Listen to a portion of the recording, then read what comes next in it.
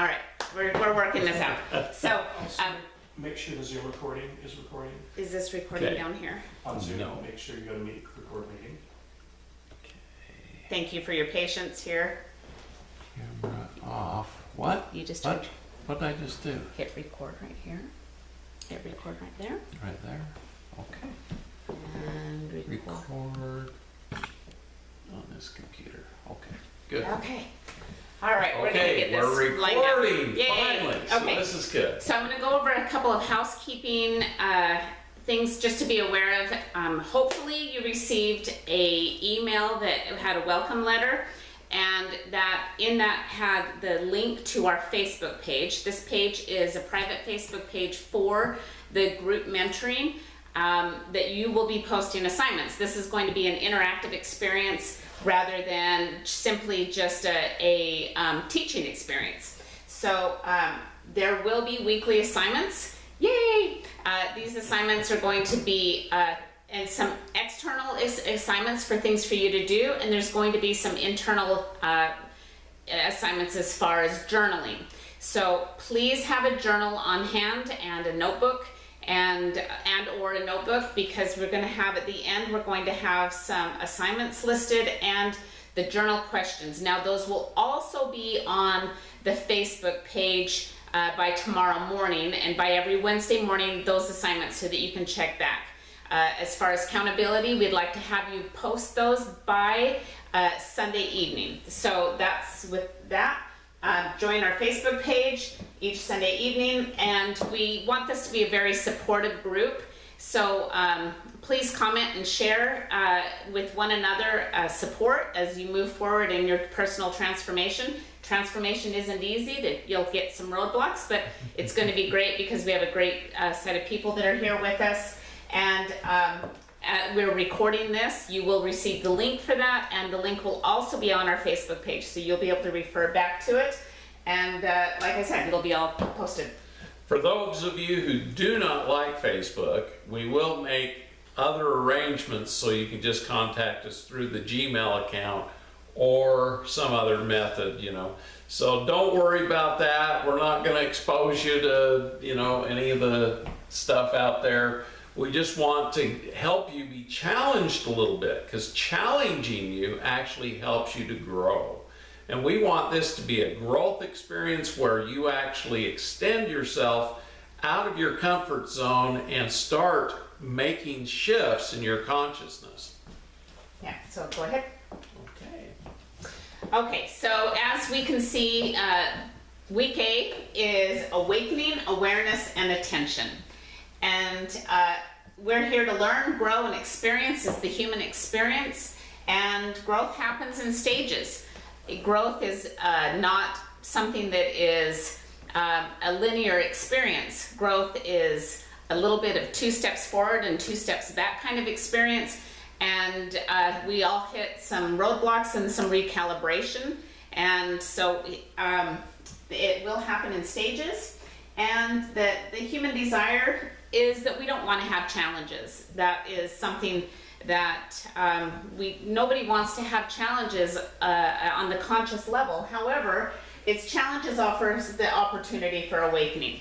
And this is what leads to the awareness and hopefully a shift into your attention. So this is our topic this week. Yes, isn't that great? Yeah. So we're going to go to the next topic. Okay, so do you want to go ahead? Yes. There's actually 3 levels to awakening. You know, you go to bed each night, you sleep, and then you awaken your physical body back up, and that's one level of awakening. But you've got to recognize that your body is just a vehicle to engage with life. You are being separated from your body, but connected to the body for experience. And we need to get to the point where we actually control our body through divine. And that divine understanding. Yeah, yes. through divine understanding. Relationship with the divine. Because our divine understanding is actually what's going to make our bodies become a higher level. And so we need to experience ourselves as a creator rather than just as a watcher or a participant. We want to be the actual creator of what we're experiencing. So as each one of those, as a creator, and on the third level, you become the person who is actively engaged in your experience rather than just a victim of it. So you move from cause and effect to causing an effect. Yep. Go ahead. Okay, so what causes awakening? We're going to go back one. Oh, you want to go Yep. back? Okay. So what causes an awakening? It's usually under one of these top three categories, which is going to be pain, trauma, or loss. Those tend to be the area in our life where we have an awakening, because we recognize that we don't like the way we feel. We recognize that the rules no longer apply to us the way that they have. We weren't typically set up in a life experience to prepare us for pain, trauma, or loss. And so those three are what usually will cause an internal reflection and an opportunity to start making some changes. However, if you're in this group and people who choose to be in personal development, awakening can happen by choice. Yes, now that choice can come with us bottoming out, getting to the point where our lives are so miserable, we want to change because we're just miserable all the time. And all of a sudden you have this headlight go off in your brain, this light bulb that says, oh, I've got to do something different. And that's when you actually start changing. Now, one of the other ways we can help people change is waking them up through telepathy. Telepathic communication can actually help bring waves of consciousness to people. And so literally, we as more enlightened beings should telepathically communicate with everyone. And the best way to communicate is, I love you, please wake up your consciousness. And this actually will stimulate them. Okay, so with awareness, I refer to this level of awareness as the shampoo bottle. Now, we've all read on the back of the shampoo bottle, wash, rinse, repeat. That's kind of how we show up in life. And and by that I mean that you wake up, you have the same behaviors that you did the day before. We have the same thoughts that we did before. We engage with the same activities and the same people. We drive the same street. We put on our shoes and we brush our teeth and we get in the shower, and all of those things that we do are repeated behaviors which condition the way that we live our lives, these repeated patterns. And ultimately, our brain is set up to keep us safe. So it will repeat and base all of our decision making based upon our history, which is usually an emotional engagement. And so this level causes us to repeat our experiences. Now, this repeated behavior causes this repeated pattern, and this repeated pattern will have an emotional expression in the body. Our body is the language that is communicated through our emotions, and the language is communicated through our brain as our thoughts. So we become addicted to these emotions because these receptor sites throughout our body is connected to that emotional state. So we end up having this wash, rinse, repeat experience on a life that we don't even like. And it's subconscious behavior. I mean, have you ever driven to work and you don't even remember driving there? It's pretty interesting. We get, so the same nerves are firing all the time because we're doing everything subconsciously and actually not even being conscious about what we're doing. And that's why Vicky's saying we've got to get out of doing the same thing every day. We have to shift, like drive a different way home. Believe it or not, that makes you more aware, more conscious.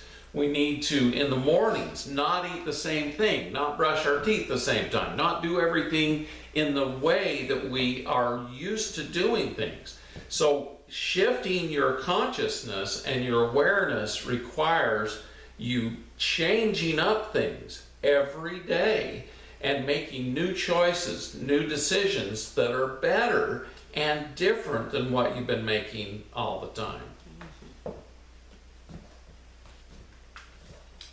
Okay, So what causes this shift to occur for our lives? Well, when life is easy and good, we don't have an outside reason to create change. It is the classic don't fix what isn't broken. And this experience, it's comfortable and there's nothing wrong with it. In fact, it's really good to have times in our life when things are feeling normal or feeling comfortable or feeling safe. Of course we want that. Of course we want relationships that are happy. And of course we want a good relationship with our career and with our children and with our spiritual self and with our own personal body.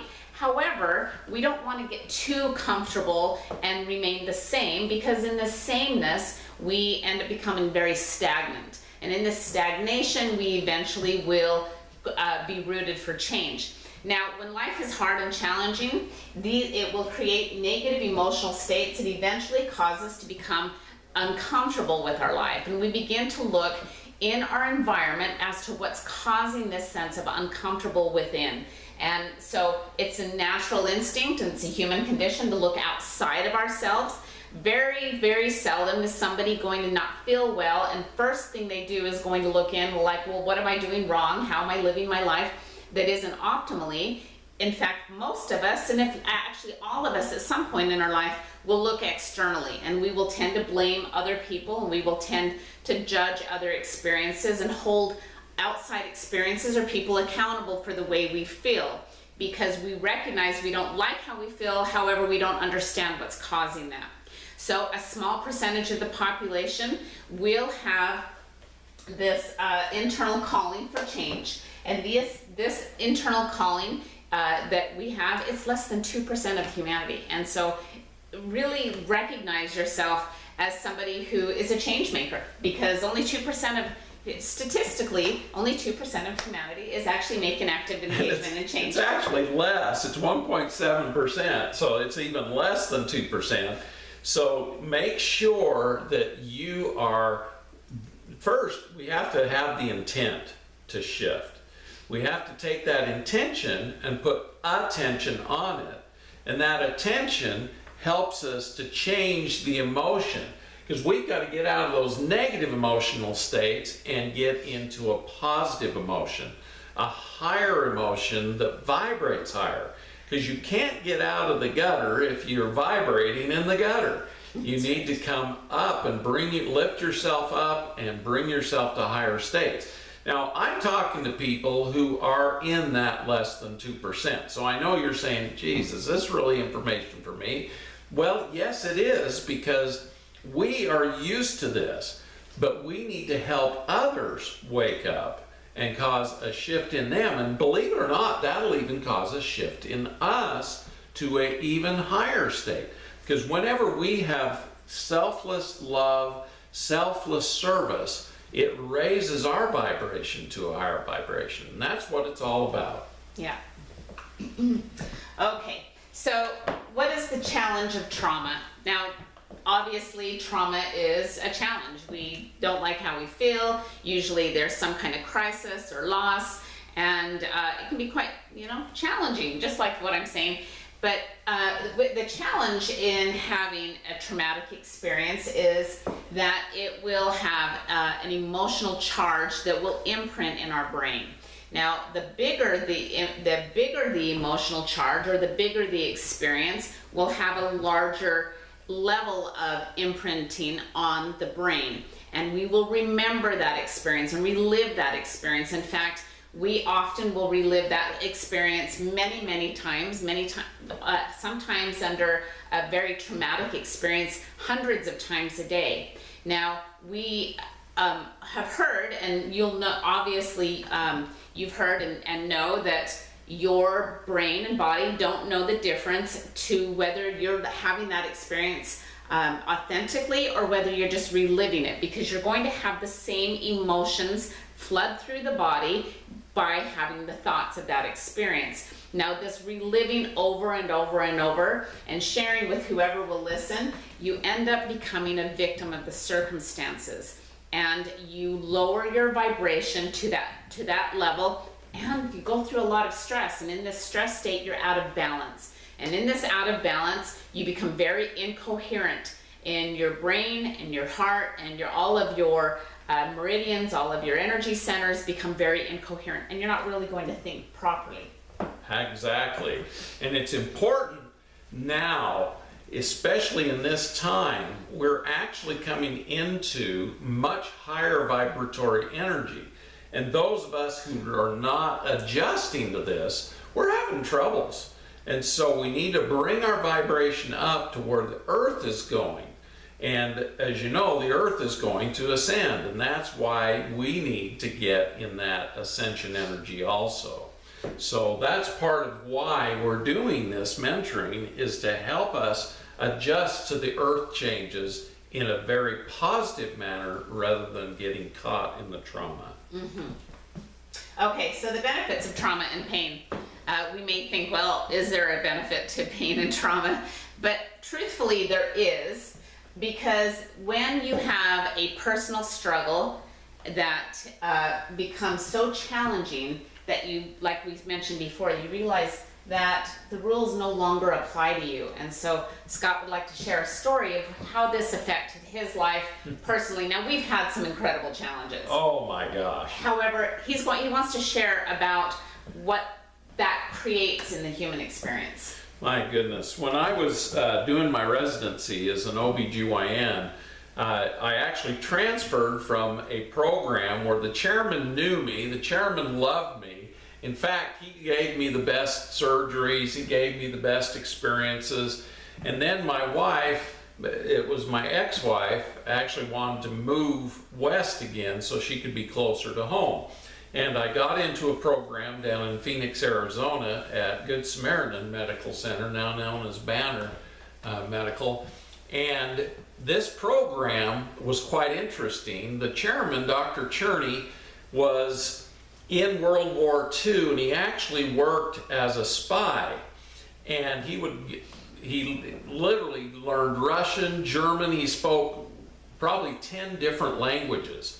And he demanded perfection out of us. Luckily, I spoke Spanish, and he liked that I spoke Spanish, but he demanded that we test in the highest percentile in the whole country, or we would get kicked out of the program. And he demanded that all of the residents work just constantly and improving constantly. And we were rated every month. We had to meet with the attending physicians and see where we were at. And if we were not progressing, we would get kicked out of the program. So not only were we tested in the national, the ACAM boards, the OBGYN boards, we were tested by the attendings through oral testing all the time, and we had to know our stuff. So luckily I had a really smart mind so I could keep up with it. But that demand for perfection made me have to become the best. And believe me, it wasn't easy. But we actually tested the best, and we were some of the best doctors coming out of a program in the United States. In fact, we tested higher than most programs, and Dr. Cherney demanded that we have that. So it caused a personal struggle. Believe me, I got malignant melanoma during my first year being there. So I had this heavy thing on me anyway. But luckily, I got divine answers for what to do to get rid of that malignant melanoma, even despite all of the stress I was going through. So it's pretty amazing what happens. So as we have here, the shift in consciousness that Scott's speaking about allows you to become the creator of your life. And you recognize your ability as having this free agency to make decisions. Now, that's something that all of us are born with, but we don't necessarily utilize until we start looking and saying, wow, this isn't the life that I'm setting up for myself, that I want to live as a sustained manner. So we recognize we have ownerships on how we think, feel, and behave, and we do so regardless of our external environment. Exactly. So it's so important. Stress actually helps make us move forward, or it'll cause pain. And so getting into the higher vibration helps you progress, but staying in the pain and the struggling